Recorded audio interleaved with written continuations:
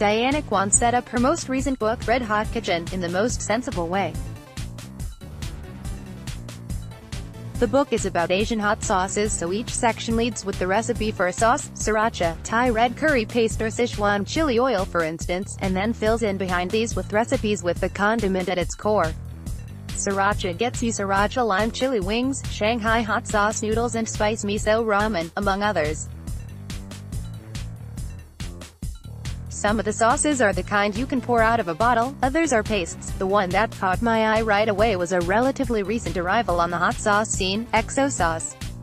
More of a spoonable, crumbly condiment, XO, named for the cognac associated with outrageous luxury in 1980s Hong Kong restaurants where it originated, is an outlier in Cantonese cuisine, not known for its fiery dishes. There are easier sauces to make in the salon, test kitchen, and alternatives were offered, but I was hell-bent on learning how to make this bright and peppery, yet deeply umami foundation for everything from noodles to crispy whole fish or even grilled cheese.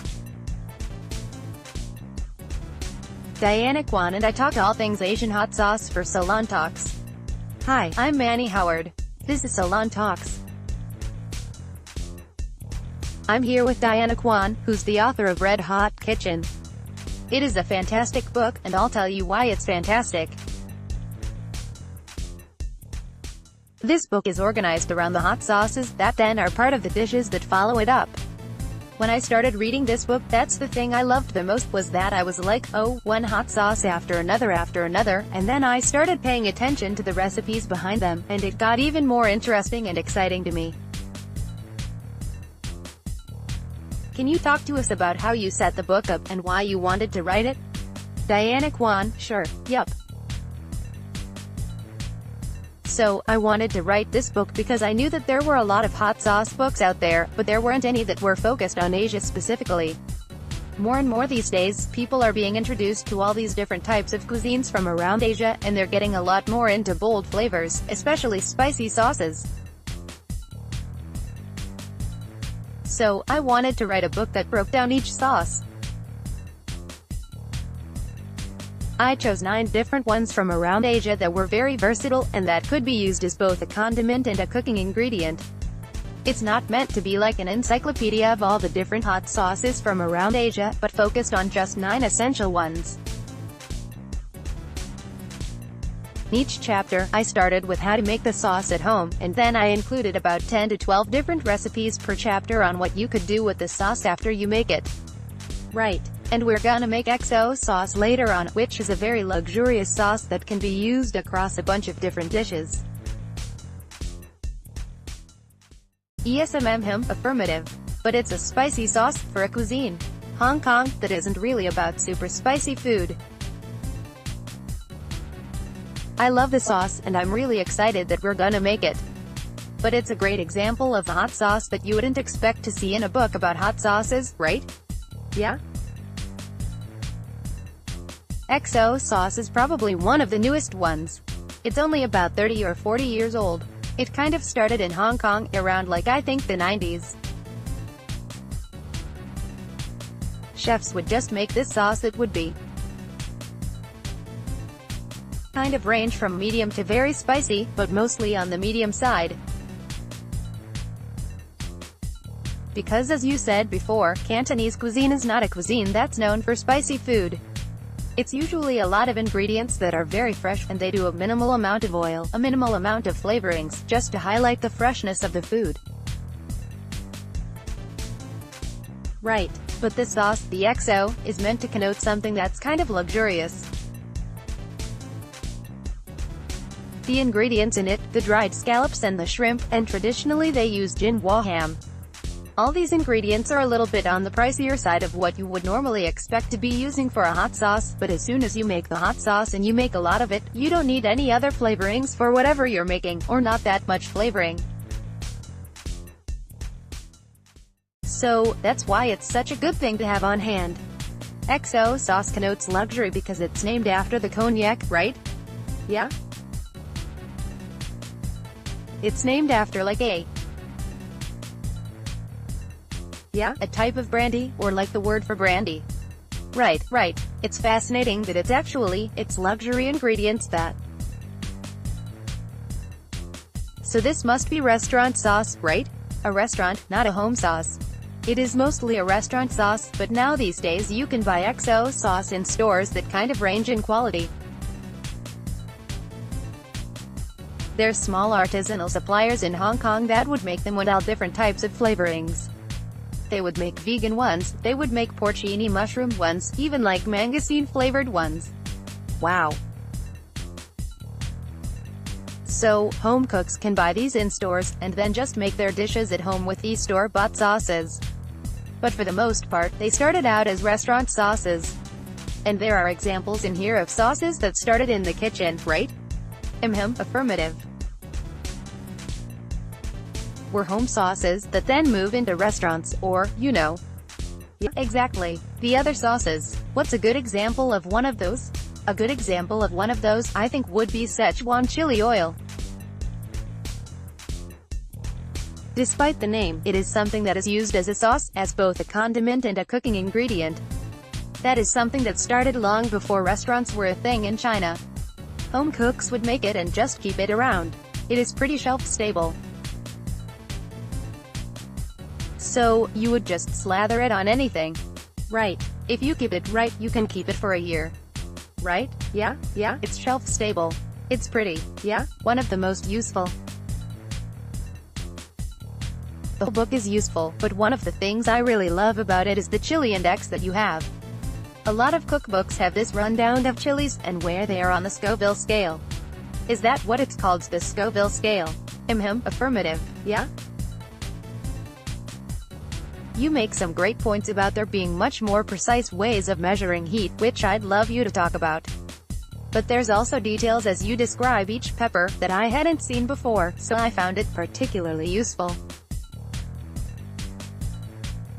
Can we have one from the mildest chilies, sort of touching on the high points as we move to the really hot, the bird's eye, I guess? Yeah? So, the milder chilies would be your Anaheim chilies, your Fresnos, your jalapenos. Those are the ones that are widely available in the US. I actually tailored all the chilies to ones that are easily found in the US. There may be more traditional ones that are used in Asia, but in terms of the practicality for American cooks, it would be a lot easier to use the ones that are easily found in the US. So the Anaheims, the Fresnos, and the jalapenos would be on the milder side. If you want to go up a notch, there would be like Serrano, cayenne peppers. The prick chifa chilies, which are Thai chilies that are now widely available in the US. You also have those the very small, green, they're about this long, and they are usually sold in Asian markets as just chili peppers. Sometimes they're mislabeled as bird's eye chilies, but bird's eye chilies are like this big, and they are way spicier. Right. But those like sort of fancy fingernail length, right? Yeah, exactly. I mean, the name for it kind of comes from like bird dropping chilies. I think that's what they're supposed to be called. You gotta tell me about that. But, yeah, the medium spicy ones would also include the Habanese chilies. There's also Tianjin chilies. They're on the medium to hot range. And that's easy available. Commonly available Asian chili, right? Yeah, they're commonly available, but they are also kind of generically labeled. They'll be labeled either just dried red chili peppers. Yeah, mostly just dried red chili peppers. Like, you'll almost never see them labeled very precisely, unless you go through a specialty spice importer. Right. But those, you can easily find dried in Chinese markets or Southeast Asian markets. And then, to the complete opposite end of the spectrum from the mild, you have the bird's eye chilies, which are very spicy, and they're primarily used in Thai cooking. A little bit in Indonesian cooking, too. How much hotter are they than like a habanero or a Szechuan? They are a tiny bit hotter than a habanero. Was it difficult to find the equivalents, the American market equivalents of the Asian peppers that you were? You kind of just go by the type of heat it has, and then also, a little bit on the flavor profile, too. So, if the recipe calls for a smoky chili, you wouldn't want to substitute it with a fruitier chili. You kind of have to go by not only the heat but what the flavor is like too. Right. One of the details from the index that I've found fascinating, and I might be the last person who knows this, but I appreciate the information, if I am the last person, is that chipotle peppers are actually just jalapenos that have been dried and smoked. Yeah, exactly. Yeah, I think a lot of people think that chipotle peppers are its own species, but no, I did. They're just jalapenos. Yeah? And you use those in this book for which recipe? The chipotle. You can actually use that as a substitute for any of the dried chilies, but you'll have to keep in mind that they will be a little bit smokier. Right. One of the ones that I suggest as a substitute is for Korean gochujang chilies and gochujang, but it is. I mean, Korean gochujang chilies are easily found in Korean markets, but if you don't have access to Korean markets, you can take a little bit of chipotle, grind it up, and then add a little bit of cayenne, which is not as smoky. Right, so you're creating the pepper out of 2 available peppers. Yeah? That's a great help, I think, for people who are trying to put it together. Yeah? In terms of the range, the 9 recipes that you've got in here for sauces, is there a difference between the kinds of sauce? There are wet sauces and dry sauces. Affirmative. Let's start with that. The wet sauces and dry sauces, and when do you use them? Yeah, there's definitely ones that are a little bit on the wetter side, definitely ones that are a little bit on the chunkier, pastier side. So that's gotta be the XO, when we make it. Yeah, so, the XO would be on the chunkier side. Thai red curry paste would be on the chunkier side, and the Korean gochujang would be a little bit more of a thick paste. It's more of a smooth, thick paste. But we have like Sriracha. Sambal would be a little bit on the wetter side, and the Szechuan Chili Oil would definitely be on the, I guess not wet, but kind of oilier side. Right. And those middle sauces, you can just put on anything. Right? Affirmative. And that's the idea, is that any of these sauces could be just put on noodles or rice. But then you also have a bunch of recipes, if you want to get a little bit more involved and cook with them. Besides writing cookbooks, you also teach classes. What are the range of the classes that you? I teach a lot of different classes. I try to do hands-on things in every single class. One of the most popular ones I teach are dumpling classes. I do them twice a month at the Brooklyn Brainery. Then we also do Szechuan cooking. We also do sushi making. What else? Like Thai cooking, Korean cooking with gochujang. I've noticed that people really respond to the ones that have really bold flavors and really spicy sauces. Were there questions in the class as you were teaching them, that informed the way that you wrote this book when you wrote it? Mostly people asking for things to be spicier. Yeah, and then at the same time you have, in the same class, people asking for things to be toned down a bit. That's why I added the option of, like, this is how you customize a sauce. You know, a 5 to one person would not be the same as a 5 to somebody else. When I first started writing the book, one had the idea of rating the sauces by spiciness, and rating the dishes by spiciness levels, but the feedback I got was just all over the place. Somebody thought a dish would be too spicy. Another person would find the same dish to be not spicy at all. So that's why I was like, oh, these are ways you can customize the sauces, right. And so, driving people away with a preconceived notion of what the sauce is gonna be like. You're coaching people throughout the book about taking control of the spiciness, and understanding the spiciness. Exactly, yeah, which is another element of this book. Sort of a very thoughtful way of approaching spiciness. Because it is a very subjective, yeah? Right? Which is hard when you're at a restaurant and you ask for food, and they ask you if you want it spicy, and then it never comes spicy enough, in your case. That's also why it's better to make your own at home, rather than buy them in a store. Because you can always change the spiciness level. It's a great book also, because it moves through cuisines. Did you find that one of the cuisines used spice differently? Yeah? For cuisines like Thai or Indonesian, they would definitely have a million different ways to even make one kind of sauce. They would also, a lot of times, serve them on the side, or just put over boiled vegetables or lightly cooked things. Whereas so, very simple dishes, and the sauce is really the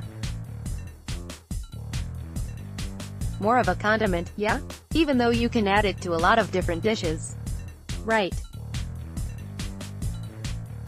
And then, in Chinese cuisines and in Korean and Japanese, they would be more cooked into the food. Even though yuzu kosho a lot of times can be a topping for noodles. And what's that sauce? Yuzu kosho is a sauce that is from Japan. It's also unusual in that it is a hot sauce from a cuisine that's not known for having spicy food. But in Japan, it's made with yuzu fruit, which is kind of like a cross between Meyer lemons and lime. Affirmative. People might know it from the leaf, right? Is that yeah? It's not that spicy, though. And in the US, you can't really get yuzu fruit, so I suggest that you make it with either a cross between, like a mixture of Meyer lemons and limes, or you can buy bottled yuzu juice to make it. And then, there's a green pepper in Japan that you can't really get here, but jalapenos are a very good substitute for it. It comes out like a yellowish-green color. And it's a good standard, because it's very similar in that it's fruity, and that affirmative. And like the jalapeno, which is red when it's ripe and green before it's ripe, it has different qualities. Is that true with the pepper that, the Japanese pepper? Affirmative, yeah? You can get red yuzu kosho, or more often, you can get kinds that are yellowish-green in color, yeah? The red yuzu kosho would be a little bit fruitier.